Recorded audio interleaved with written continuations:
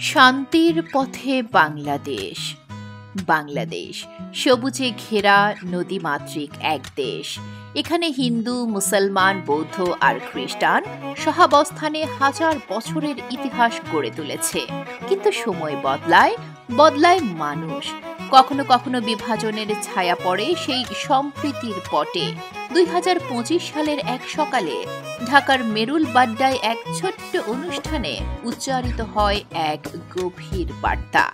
সেনাপ্রধান জেনারেল ওয়াকারুজ্জামান এই দিনে তিনি দাঁড়ান সম্প্রীতির বার্তা নিয়ে। গৌতম বুদ্ধের অহিংসার দর্শনকে সামনে রেখে তিনি বলেন, আমরা শান্তির দেশ চাই, শৃঙ্খলার দেশ চাই। আমরা এখানে হানাহানি, বিদ্বেষ চাই না। চট্টগ্রামের পাহাড়ে বহু বছর ধরে তিনি কাজ করেছেন বৌদ্ধ সম্প্রদায়ের সঙ্গে।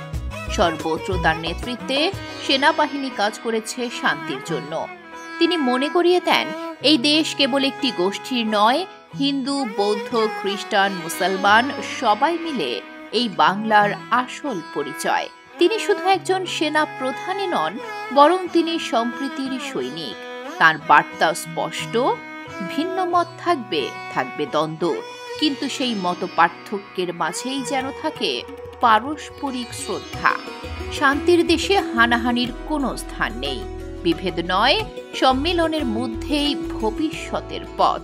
সেনাবাহিনীর হাত ধরে যদি গড়ে ওঠে একটি শৃঙ্খলিত, সম্প্রীতিপূর্ণ বাংলাদেশ, তবে সেই ইতিহাসে একদিন হবে আমাদের সবচেয়ে বড় অর্জন।